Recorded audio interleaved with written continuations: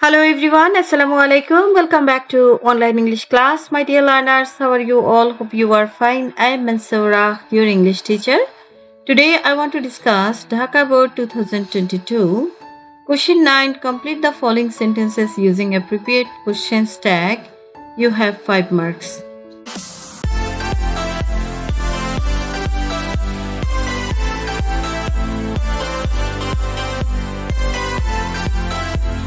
Dear learners, let's have a look the question answer. A.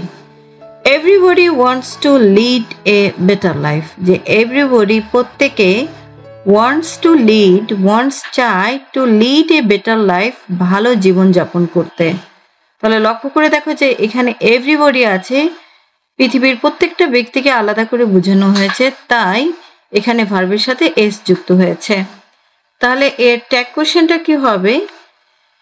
Don't they. কেন don't দে হয়েছে লক্ষ্য করে দেখো, এভরিবডি এখানে আলাদা করে বোঝানো হলেও দে দিয়ে কিন্তু সমষ্টিকে বোঝানো হয়েছে, অর্থাৎ প্রত্যেককে গ্রুপ করে সবাইকে বোঝানো হয়েছে, তাই ডোন্ট দে। আর লক্ষ্য করে দেখো যে এখানে কিন্তু ওয়ান্টস আছে, যেহেতু আমাদের এখানে অক্সিলারি ভার্ব নাই তাই আমরা ডু ভার্বের সাহায্য নিয়েছি, আর দে এর পরে কিন্তু ডু ভার্ব বসে। আর এখানে লক্ষ্য করে দেখো এটা একটা পজিটিভ স্টেটমেন্ট, তাই একটা নেগেটিভ ট্যাগ কোশ্চেন বসেছে। B. A better life seldom comes without hard work. Seldom কিন্তু নিজেই একটা নেগেটিভ, যে এ বেটার লাইফ যে ভালো জীবন সেলডাম কামস অর্থাৎ আসেই না উইদাউট হার্ড ওয়ার্ক কঠোর পরিশ্রম ছাড়া। তাহলে এখানে লক্ষ্য করে দেখো এ বেটার লাইফ, এটার জন্য আমরা যে প্রোনাউনটা নিয়েছি সেটা হচ্ছে ইট, আর এটা যেহেতু সেলডাম নিজেই নেগেটিভ তাই এখানে ডাজ বসানো হয়েছে। আর যেখানে লক্ষ্য করে দেখো যে সেলডাম কামস যা আসে না, তাহলে এখানে লক্ষ্য করে দেখো যে আমাদের অক্সিলারি ভার্ব নাই, তাই আমরা ডু ভার্বের সাহায্য নিয়েছি। C. We have to work hard for this, যে আমাদের কঠোর পরিশ্রম করতে হয় বা কঠিন পরিশ্রম করতে হয় ফর দিস এই জন্য।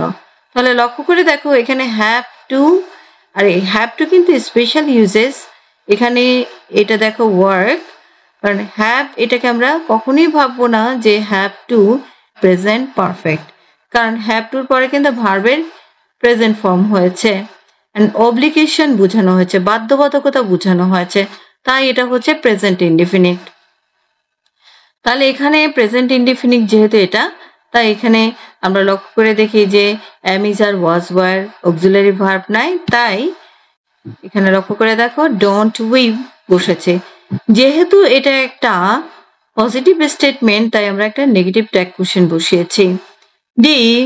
But most of us can hardly do the job, যে মোস্ট অফ আস যে কিন্তু মোস্ট অফ আস আমাদের অধিকাংশ can hardly do the job যে এই কাজটা খুব কম করতেই পারে। হার্ডলি কিন্তু নেগেটিভ অর্থ প্রকাশ করে, তাহলে লক্ষ্য করে দেখো এখানে ক্যান আছে, আর আস হচ্ছে অবজেক্টিভ ফর্ম, এটার সাবজেক্টিভ ফর্ম হচ্ছে উই, তাহলে ক্যান উই।